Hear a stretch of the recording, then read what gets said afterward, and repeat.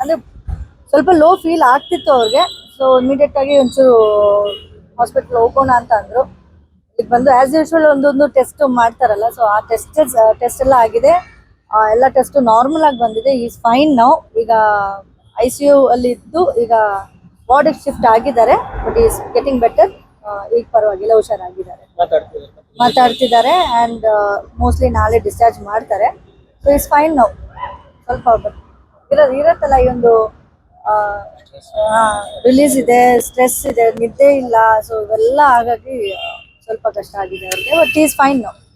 Body ಸ್ವಲ್ಪ stress ಆಗಿದೆ ಅಷ್ಟೇ, ಬಿಟ್ರೆ ಸೀರಿಯಸ್ ಆಗಿ ಏನೂ ಇಲ್ಲ.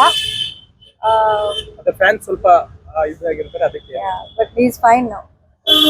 Thank you so much. ಏನೂ ಇಲ್ಲ, ಒಂದು ಸಿನಿಮಾ ಅಂದ್ರೆ ಒಂದು ಡೈರೆಕ್ಟರ್ ಇಂದ ಹಿಡಿದು ಒಂದು ಹೀರೋ ಇಂದ ಹಿಡಿದು ಎಲ್ರಿಗೂ ಅಷ್ಟೇ ಸ್ಟ್ರೆಸ್ ಇರುತ್ತೆ.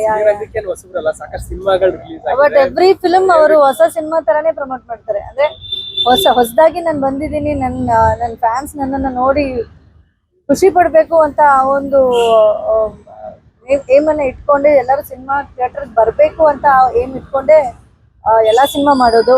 ಆ್ಯಂಡ್ ಪ್ಲಸ್ ಈ ಒಂದು ಸಿನಿಮಾ ಒಂದು ಒಳ್ಳೆ ಬಜೆಟಲ್ಲಿ ಮಾಡಿರೋಂಥ ಒಂದು ಸಿನಿಮಾ ಆಗಿರೋದಕ್ಕೆ ಆ ಪ್ರೊಡ್ಯೂಸರ್ ಕರೆಕ್ಟಾಗಿ ಬಂಡವಾಳ ಆಗಬೇಕು ಥಿಯೇಟ್ರಿಕಲಿ ಎಲ್ಲ ಈ ಸಿನಿಮಾ. ಯಾಕೆಂದರೆ ದೊಡ್ಡ ದೊಡ್ಡ ಆರ್ಟಿಸ್ಟ್ಗಳು ಈ ಒಂದು ಸಿನಿಮಾಗೆ ಇನ್ವಾಲ್ವ್ ಆಗಿದ್ದಾರೆ. ಆಶೀಶ್ ವಿದ್ಯಾರ್ಥಿ, ಅತುಲ್ ಸರ್, ಅಂದರೆ it's a big movie. So ಅವ್ರಿಗೆ ಅವ್ರ ಲೈಫಲ್ಲಿ ಇದೊಂದು ದೊಡ್ಡ ಒಂದು ಸಿನಿಮಾ ಅಂತ. ಆ್ಯಂಡ್ 25th ಸಿನಿಮಾ ಆಗಿರೋದಕ್ಕೆ ಅದು ಯಾವುದೇ ರೀತಿಯ ಫ್ಲಾಪ್ ಆಗಬಾರ್ದು, ಯಾವುದೇ ರೀತಿಯ ಜನಗಳು ತಲುಪದೇ ಇರಬಾರ್ದು ಅಂತ ಅನ್ನೋದಕ್ಕೆ ಫುಲ್ ಕಂಟಿನ್ಯೂಸ್ ಪ್ರಮೋಷನ್ ಆಗ್ತಿತ್ತು. ಐ ಥಿಂಕ್ ದಿಸ್ 15 days ಒಂಚೂರು ಜಾಸ್ತಿನೇ ಸ್ವಲ್ಪ ಶ್ರಮ ಪಟ್ಟಿದ್ದಾರೆ. ಅದಕ್ಕೆ ಸ್ವಲ್ಪ ಅವರು ಇವತ್ತು ಮಾರ್ನಿಂಗ್ ಆ್ಯಕ್ಚುಲಿ ಇಂಟರ್ವ್ಯೂಸ್ ಇತ್ತು, ಅದೆಲ್ಲ ಕ್ಯಾನ್ಸಲ್ ಮಾಡಬೇಕಾಗಿರೋ ಒಂದು ಪರಿಸ್ಥಿತಿ ಬಂತು. ಬಟ್ ಈಸ್ ಫೈನ್ ನಾವು. ವಾರ್ಡ್ಗೆ ಶಿಫ್ಟ್ ಆಗಿದ್ದಾರೆ. ನಾಳೆ ಮೋಸ್ಟ್ಲಿ ಡಿಸ್ಚಾರ್ಜ್ ಆಗ್ತಾರೆ. ಸೊ ಡಾಕ್ಟರ್ ಚೆಕ್ ಮಾಡಿ ಹೇಳ್ತಾರೆ. ಅದರ್ವೈಸ್ ಆಲ್ ರಿಪೋರ್ಟ್ಸ್ ನಾರ್ಮಲ್ ಆಗಿ ಬಂದಿದೆ.